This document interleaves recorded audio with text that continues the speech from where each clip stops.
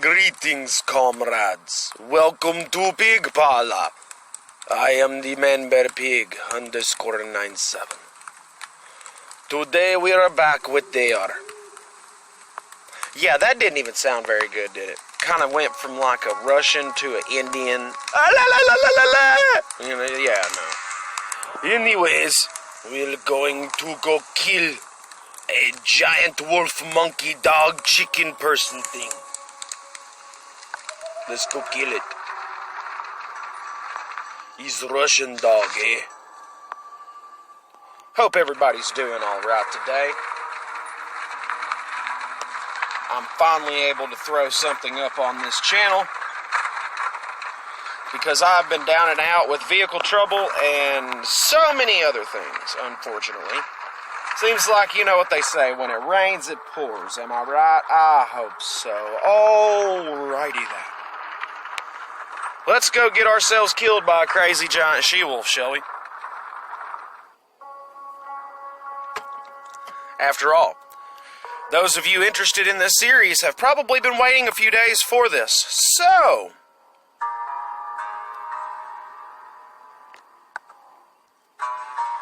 the men going on the wolf hunt set up a temporary camp next to the burned-out warehouse off the highway. Thick smoke rose from rusty barrels. The fighters sat on logs around the hot fire and hungrily devoured roasted potatoes and drank water from large tin mugs. Keep going.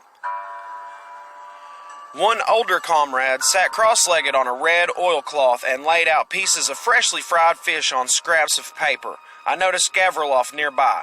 He was gesticulating with a half-gnawed chicken bone, regaling the men around him with a tale from his turbulent adolescence. The men laughed, clutching their sides. The hunters were buoyed up, cheerful even, too cheerful. But they couldn't have seen how small their chances of survival were. They must have simply refused to entertain the possibility. And we got some fried taters. French fried potatoes. Keep going. I counted 11 fighters. Nowhere near enough, but still, it was virtually every adult man in Gornichi. The only people left were women, children, old people, and 2 or 3 guys who had been seriously wounded in the last foray. Got some fried fish. Get that dang old fried fish there, boy. Keep going. 5 men were armed with assault rifles. The others had sawed-off shotguns or double-barreled shotguns. As I recalled, automatic gunfire was effective against black wolves, but single bullets didn't bother them much. We had to hope that we weren't about to face a large pack. Gavrilov saw me and stopped his storytelling, beckoning me over. Keep going. And he is our friend, the one I told you about. The former investigator introduced me to the others. I shook their hands. He's come to us all the way from Tver, so he's got some fighting experience. He promised to help with the wolves. Have you actually seen the wolves we've got around here? No more wolves have got nothing on these beasts, said the fighter next to Gavrilov, looking doubtfully at me. He wasn't a young man, and he had tired, squinting eyes and a heavily lined face. I've seen them before. I've killed one in Moscow. One-on-one? The hunter repeated. The others looked over at me with respect. Impressive. Around here, we scavenge in groups of 12 at least, and that's just for the she-wolf. Yuri, don't stir things up, the guy next to him said. It's bad enough as it is. We're just about to head out, Gavrilov said to me. If you have any questions, ask them now. Who's leading the squad? Or rather, who's leading the squad? I am, and Yuri's helping, Gavrilov responded. When it comes to wolves, we have the most experience, I suppose. Before Kirill was in charge of all operations, Yuri said glumly. So that's Yuri. I've got to get these voices down. I'm sorry. I can't transition back and forth because I don't know who's speaking.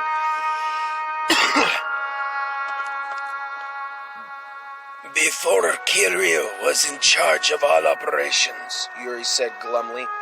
He was Navy Special Forces, Nikita's stepfather, the one who didn't come back from Kiev. Keep going.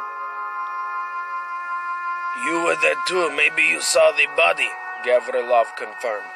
He'd run out of cartridges. He couldn't retreat, so he went at the wolf with a knife. A knife! I recalled the dead body with the bitten off hands. The hunters fell silent for a moment, as a sign of respect for the dead. Any more questions? Where is the she-wolf hiding?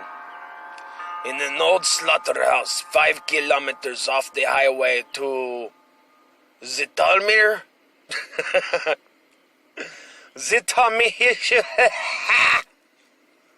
Wolf cubs were sighted there, Yuri replied, and 3 days ago all our people out there were killed. The wind hasn't changed in a long time, he added. We're going to approach the slaughterhouse from downwind. If it works, they don't catch scent. We'll get there unnoticed. We'll take out the she-wolf and get the hell out of there. Such an optimist, Yuri. Gavrilov laughed darkly. These creatures are bling. Are bling?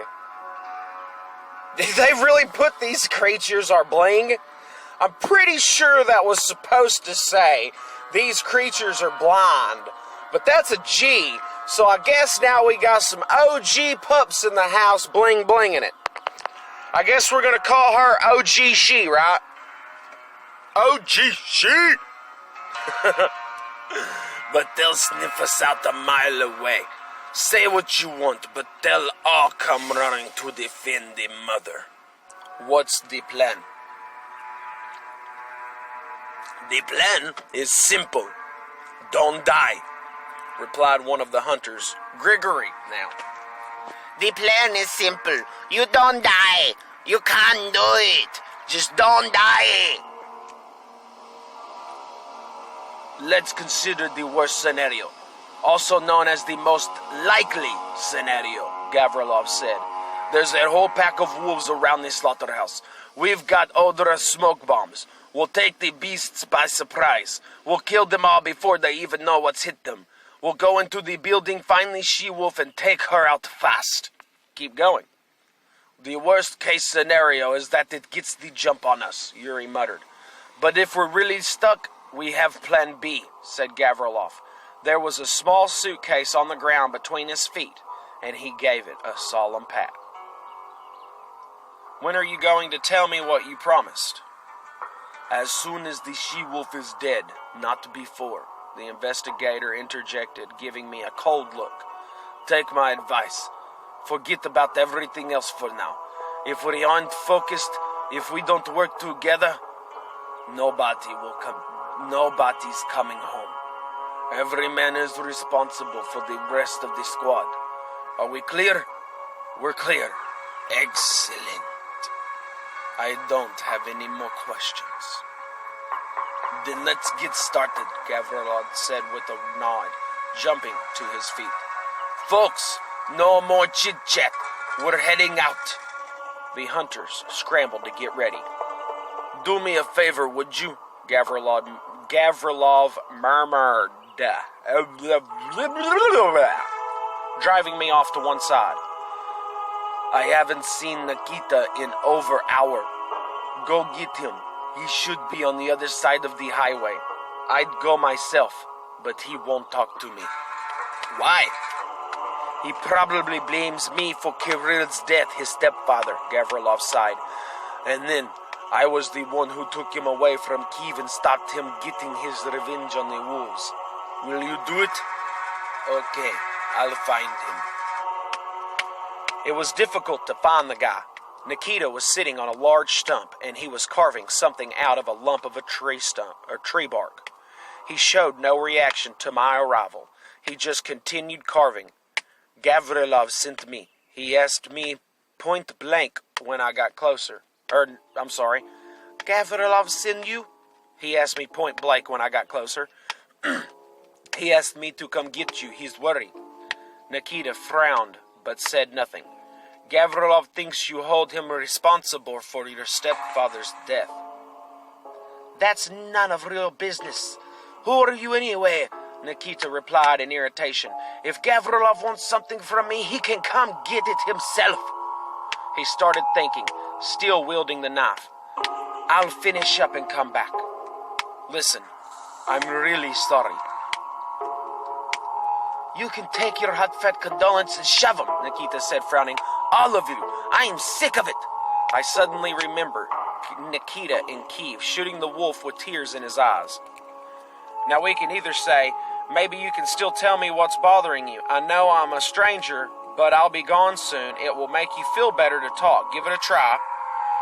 We can say, tell me, do you really hold Gavrilov responsible for what happened in Kiev? We can say, pretty knife, I haven't seen one like that before. Or, who taught you to carve so well? Let's try the first one. I tried to sound persuasive, but Nikita gave no indication that he had even heard my request. He gave the impression of being entirely focused on his carving.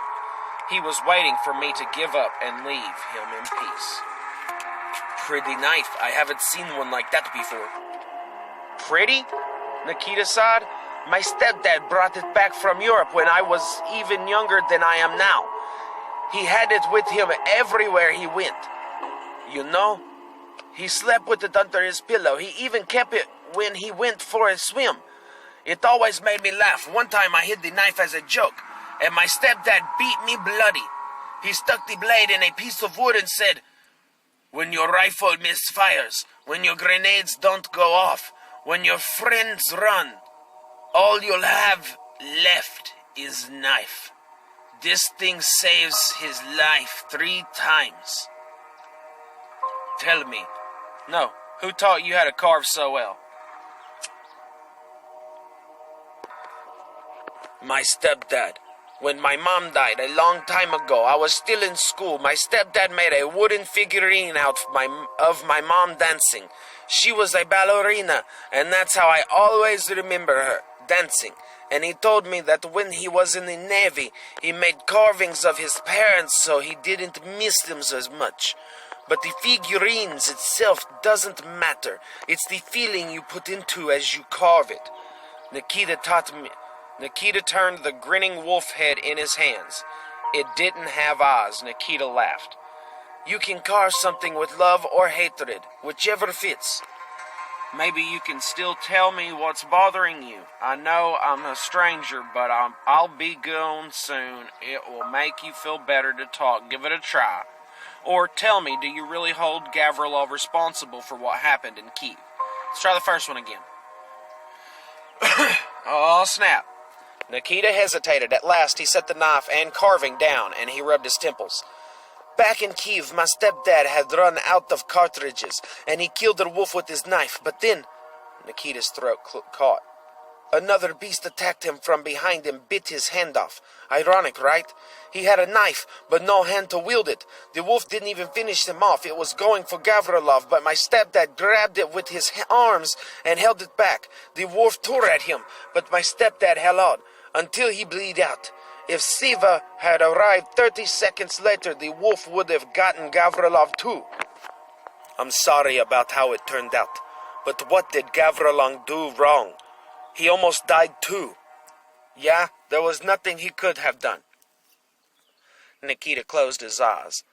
All he had was the Makarov, and it's like a free bite to those black wolves. I don't know if he do what my stepdad did for him, but he's not to blame for his death. The blame lies elsewhere. Another? Who? Me. Nikita turned the carving in his hand, and then he slashed at it with the knife. We shot one beast. The wolf was going to run away. My stepdad yelled for me to stop, but all I cared about was showing him that I was a tough guy too. That I could handle a wolf one-on-one. and injured to boot. I left the others far behind and chased after it, and what I had on me was our only assault rifle with a full magazine. I caught up with it and finished it off, but when I came back to the others, I saw my stepdad's body. Keep going. Now it's my turn to say something, I said, watching the horizon. When I was traveling to Kiev, I met a good guy. He thought I was a bandit, so he tied me up and was planning to torture me. But then a wolf attacked him. A wolf that had followed me all the way from Bryansk. It bit off the guy's head. Do you think I'm responsible for this man's death? It was terrible, but there was nothing I could have done. You couldn't have done anything either. That's a completely different situation. Am I responsible? I repeated more focusedly. No, I don't think you're responsible, Nikita replied, and suddenly his face reddened. But you know what? Even though nobody would say you were to blame, you still know that it was your fault. You know you've got that man's blood on your hands. But it had nothing to do with me, and you could have done something? Don't you get it? It doesn't matter. Whether you could have done something or not, you're still responsible. I don't believe you. I don't believe that you sleep soundly at night after that. I didn't know what to say. Time to go. Nikita stood up.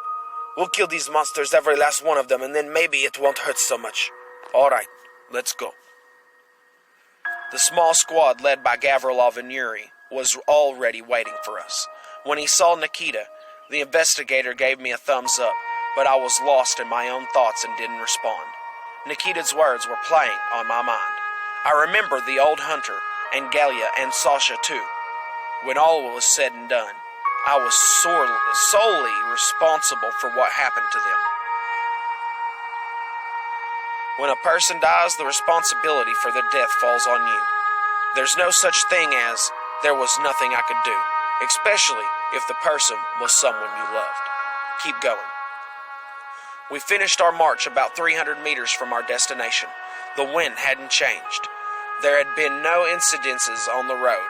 Gavrilov sent the scouts up ahead. They came back.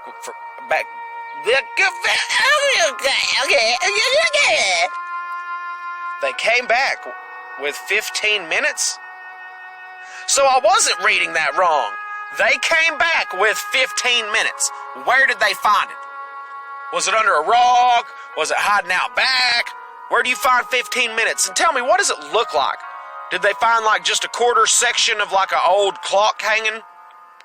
The other 3/4 of it were broke off? After consulting Yuri about something, Gavrilov called me over. Keep going. Listen carefully. There are 9 wolves near the slaughterhouse. 4 to the east, they're sleeping, and 5 to the south. They're up and alert. We'll take the brutes by surprise, he continued. We're splitting the squad into 2 groups.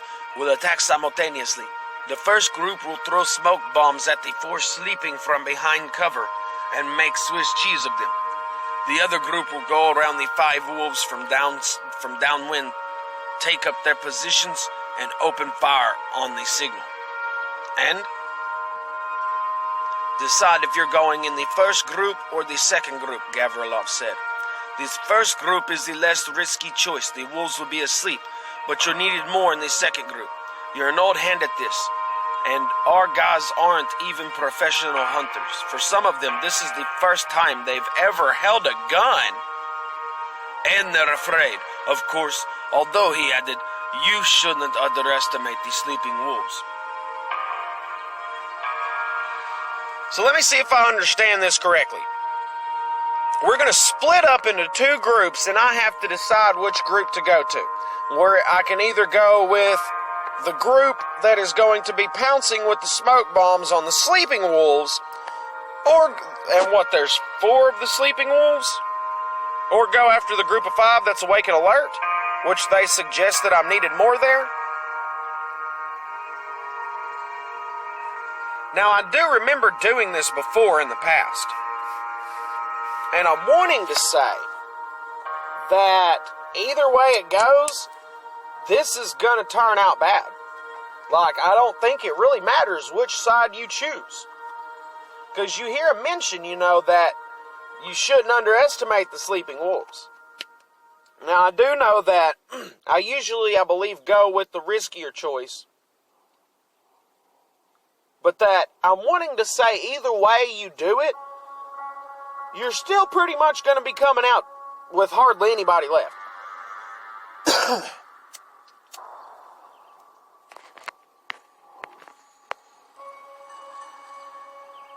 You're a little paranoid, Pavel. I've always said it, Yuri chuckled. But seriously, why the hell are we splitting the squad? We can deal with the sleeping wolves in one go and then all go up against the group of 5. It's not that complicated. Your clever strategizing isn't needed here. So what's your decision, said the former investigator, turning to me. We can go with the first group against the sleeping wolves. We can go with the second group against the wolves that are awake. Or, I think Yuri's right, there's no sense in splitting up the squad. We can deal with these 4 together and then finish the rest.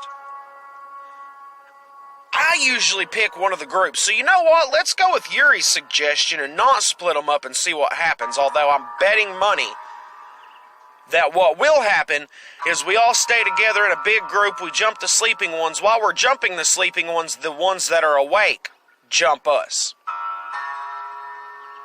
Yes, what did I tell you? Yuri winked at Gavrilov, who scowled. Maybe you'll listen to him. All right, Yuri, you win, Gavrilov said tiredly. Sighing, he paused. I hope that everything goes as quickly and as smoothly as you say, because if it doesn't, he just threw up his hands. It was settled. Yeah, he does make a good point there, but I know for a freaking fact that, well, I say for a fact, I'm 95% sure that either of the other 2 choices you wind up picking, by the time you get to the end with the she-wolf, there's like 2 people left. And one of them is a dumbass and decides to do plan B on his own. I get the sentiment, but at the same time, it's like, yeah, you're fucking stupid, dude. So, the operation began. Trying to move soundlessly, we approached the squat slaughterhouse building. Then, on Gavrilov's signal, the hunters ran behind the truck. 4 wolves were sleeping very nearby, on the other side of the truck body. We lit and tossed smoke bombs over the top of the truck. Clouds of foul-smelling smoke blossomed across the asphalted area in front of the slaughterhouse. Gavrilov gave the order to attack. Fight! We ran around the truck and opened fire. 3 of us against each wolf, like Gavrilov told us. They didn't even know what hit them. It was all over in 30 seconds, but we celebrated prematurely. "Ah, damn!" yelled Yuri when the wolf that had been writhing on the ground a second ago latched onto his partner's throat. Yuri fired a stream of bullets at the beast. It dropped its prey, knocked another hunter to the ground, and sunk its claws into the guy's stomach. He fell, screaming with pain and terror, trying in vain to hit the wolf on the head with the shotgun. That literally went south so fast.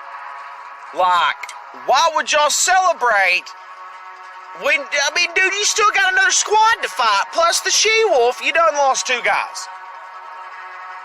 One got his throat ripped out, the other one's guts are... Dude, how did that go south so quick when they were sleeping? They're blind, they can only smell and hear. You hit them with smoke bombs to deter the scent. Then you're firing off guns that are loud, so the wolves should have never been able to pinpoint exactly where it's coming from. You're out in the open, truck over here, echoes. I mean, come on. I get that half of them have never been in a fight before, but that just seems ridiculous.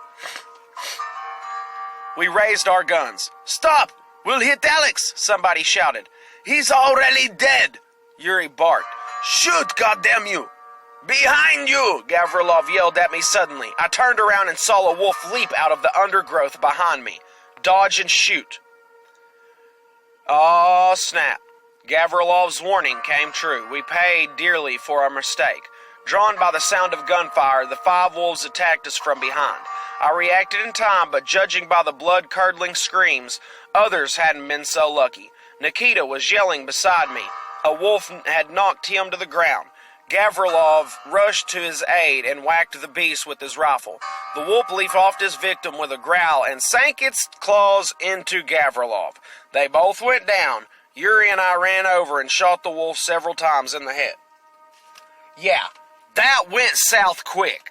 But had I gone with the sleeping hunters, we would have finished off the wolves, gone to help with the other wolves that are awake, to find that the wolves have pretty much won.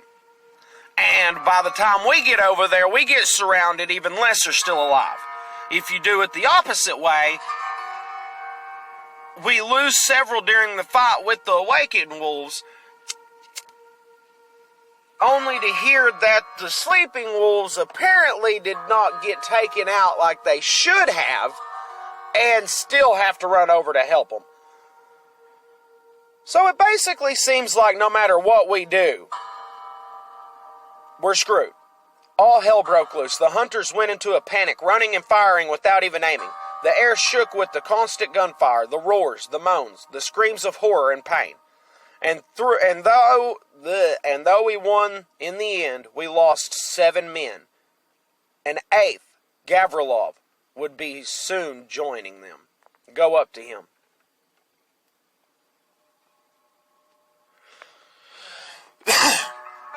The former investigator raised his eyes to mine and tried to smile. The layer of grime and blood on his face made the smile look eerie. Sorry, pal, but you'll have to get Zaitsev to tell you what you want to know. If you survive this hunt, of course. Keep going. Nikita walked up to us. Yuri was with him. One look at the injured man told him all he needed to know. There was no hope. Pavel, damn! Was all he could get out. It's over for me, Yuri. Worry about the other ones who are injured, and don't waste time.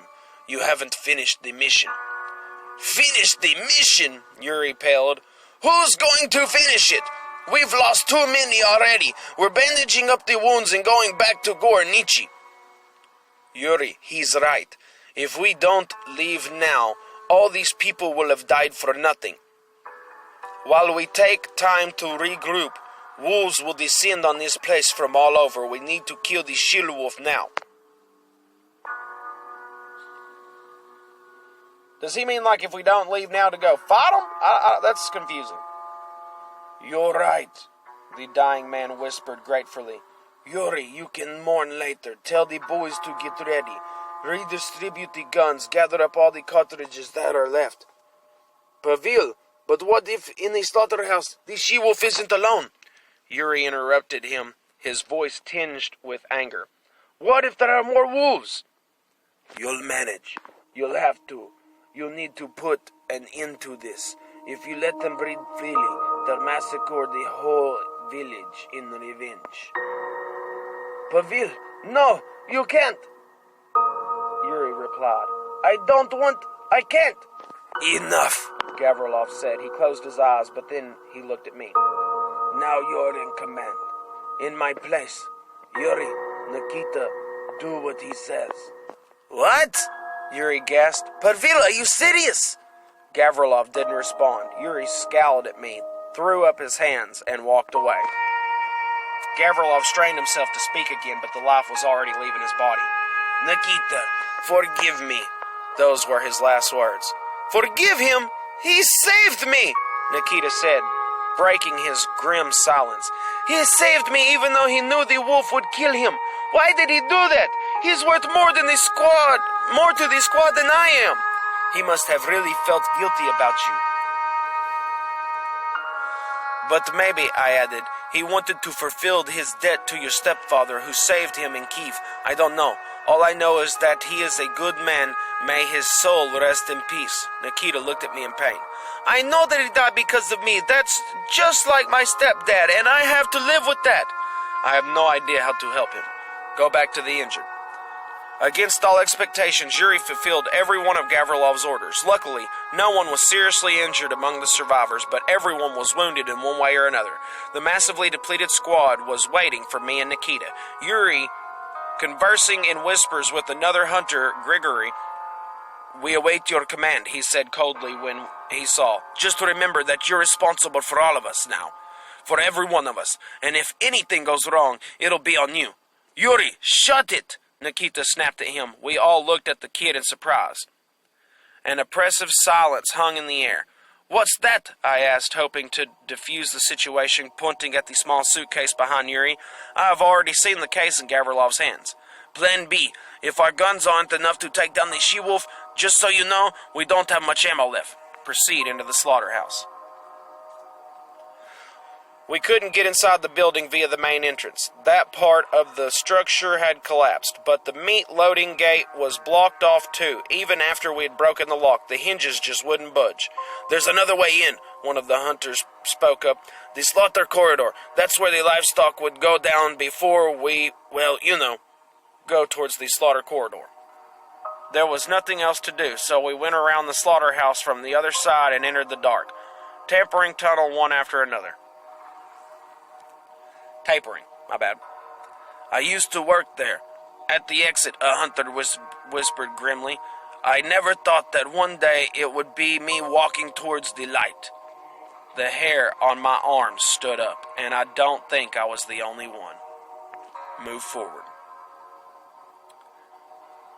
Well, guys, unfortunately, that's all the time we have for the video today. Luckily, this will pick up where it left off, so we can continue from right here in the next video. So if you want to see this bloody, gory fight, what's going to be left of it, definitely look forward and tune into the next video. And please be sure to punch that like button, subscribe to the channel if you haven't already, and leave a comment down in the comment section. Let me know what you think and what you'd like to see in future videos. As always, I'll hope everybody has a wonderful rest of your week, and I will see you in the next episode.